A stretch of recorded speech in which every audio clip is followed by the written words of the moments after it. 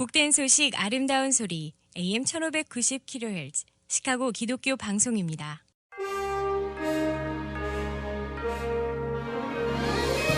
여러분 안녕하십니까? 11월 16일 월요일 KCBS 헤드라인 뉴스입니다. 미국 내 신종 코로나 바이러스 누적 확진자 1,100만 명을 넘어선 가운데 모더나 백신 후보 물질이 임상시험에서 94.5%의 효과를 보였다고 언론이 보도했습니다. 미 제약사 모더나가 어제 공개한 3상 시험 예비 결과에 따르면 실제로 백신 후보 물질을 접종하지 않고 위약을 투여받은 참가자 그룹에서는 90건의 코로나 감염 사례가 발견된 반면 백신 후보 물질을 이에 접종한 그룹에서는 5건의 코로나 감염 사례가 발생했다고 밝혔습니다. 모더나 백신은 앞서 화이자가 개발한 백신과 동일한 기술을 사용해 신체 면역 체계를 활성화하기 때문에 유사한 결과를 나타냈는데 화이자 백신은 화학 반응 온도가 높아질수록 반응이 빨라져 온도를 극도로 낮춰야 하는 상태로 보관해야 하는 문제가 있었습니다.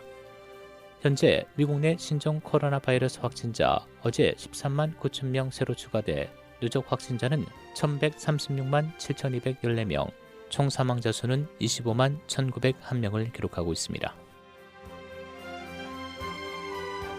국내에서 신종 코로나 바이러스가 급속도로 재확산하자 주정부들이 잇따라 사회적 거리두기 강화 조치에 나서고 있습니다. 언론에 따르면 그레첸 위트머 미시간주 주지사는 어제 코로나 바이러스 확산을 막기 위해 오는 18일부터 내달 9일까지 3주간 봉쇄를 발표한다고 밝혔습니다.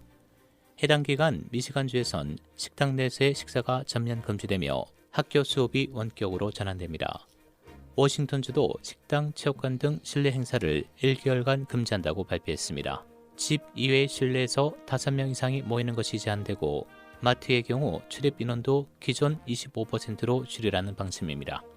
앞서 뉴멕시코주와 오리곤주도 코로나 확산을 억제하기 위해 2주간의 자택 대피령을 시행하기로 했습니다. 트럼프 대통령이 지역 경업체를 대상으로 잇따라 관련 소송을 제기하고 있는 가운데 어제도 우편투표 조작 등 대규모 부정 행위가 자행됐다며 진정한 승자는 조 바이든이 아니라 자신이란 주장을 폈습니다. 트럼프 대통령은 어제 오전 트윗에 바이든은 선거가 조작됐기 때문에 이겼다며 어떤 투표 감시자나 참관인도 허용되지 않았다고 적었습니다. 주요 언론은 트럼프 대통령이 처음으로 바이든이 조작된 선거에서 이겼다는 표현을 썼다는 데 주목하며 이를 선거에서 패배를 인정했다는 뜻으로 분석했습니다. 그러나 트럼프 대통령은 즉각 그는 오직 가짜뉴스의 눈으로 봤을 때만 승리한 것이라며 나는 아무것도 인정하지 않았다고 다시 트윗을 올렸습니다. 트럼프 대통령은 또 이번 선거의 위헌성에 대한 대규모 소송을 곧 제기할 것이라고 예고하기도 했습니다. 현재 연방조달청은 재검표 관련 법정 공방으로 수주간 당선인 확정이 지연되면서 아직 승자가 확정되지 않았다는 입장을 밝히고 있습니다. 지난 14일 주말 워싱턴 DC에서 트럼프 대통령을 지지하는 대규모 집회가 열린 가운데 트럼프 지지자와 반대 시위자들이 심리학 곳곳에서 충돌했습니다.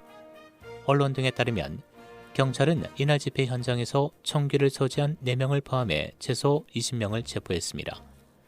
시위대 중 한 남성은 흉기에 찔려 병원으로 옮겨지기도 했고 또 트럼프 지지자들과 반대자들 간의 주먹 다짐을 하는 모습이 담긴 영상이 SNS에 올라오기도 했습니다. 보수 언론은 트럼프 지지자들이 워싱턴 DC에서 대통령을 위해 집회를 열자 급진 좌파 폭도들이 평화로운 시위를 폭력적인 충돌로 바꿨다고 보도했습니다. 주최 측이 이날 집회에 100만 명이 모일 것이라고 예고한 것과 관련해 진보 언론은 수천 명이 참석했다고 전했고 반면 보수 언론은 수만 명으로 추산했습니다. 트럼프 대통령의 변호사인 루디 줄리아니 전 뉴욕주지사는 지난주 트럼프 대통령과 그의 지지자들이 선거의 패배를 인정하지 않고 있는 가운데 조 바이든이 대통령직을 시행하기 위한 인수를 시작했지만 투쟁을 포기할 수 없는 충분한 증거들이 있다고 말했습니다. 트럼프 법무팀은 펜실베니아주에서 20명의 선거인단을 누가 얻을지 확인하는 15개의 소송을 제기했고 이미 우편투표 마감 시한을 연장하기로 한 민주당 지도자들의 결정을 불법으로 간주하는 법적 승리를 거뒀습니다. 현재 조지아주가 역사상 가장 큰 규모의 수작업 재검표에 착수한 가운데 몇몇 카운티를 제외하고 현재 대부분의 카운티에서 작업이 마쳐진 것으로 알려졌습니다. 조지아주의 재검표 마감 시한이 18일로 정해진 가운데 모든 카운티에서 수작업 재검표가 모두 끝나면 발표될 예정입니다.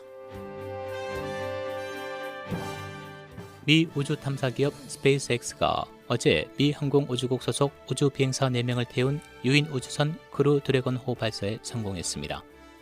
민간 기업이 개발을 주도한 우주선 운용 1호기가 됐습니다.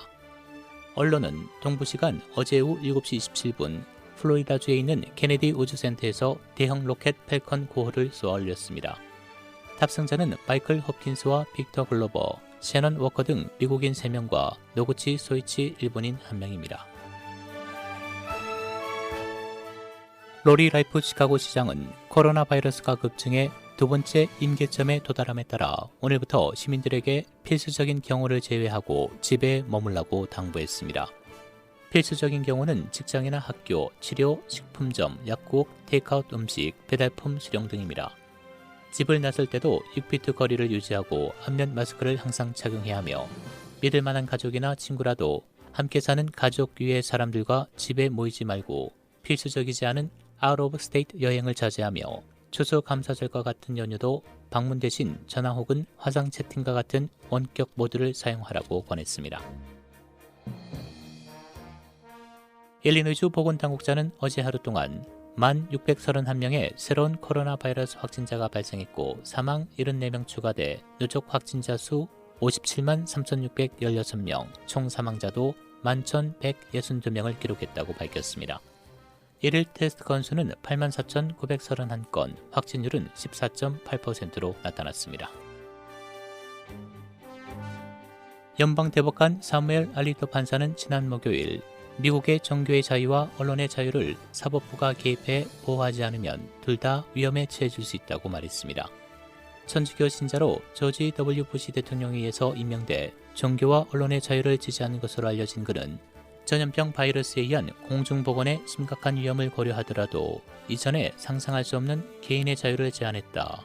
우리가 올해 대부분의 경험한 것과 같은 심각하고 광범위하며 장기간 제한을 당해본 적이 없다라고 말했습니다. 날씨입니다. 오늘 대체로 맑은 추운 날씨 보이겠고 일부 구름 많은 곳 있겠습니다. 낮 최고 49도, 밤 최저 28도. 내일 맑은 추운 날씨 보이겠고 낮 최고 41도, 밤 최저 27도. 수요일 대체로 맑겠고 기온은 4, 50도대로 소폭 오르겠습니다. 낮 최고 50도, 밤 최저 45도. 목요일 대체로 맑고 흐린 날씨 보이겠고 낮 기온은 60도대로 오르겠습니다. 낮 최고 64도, 밤 최저 49도입니다. 지금까지 KCBS 뉴스 박상준이었습니다.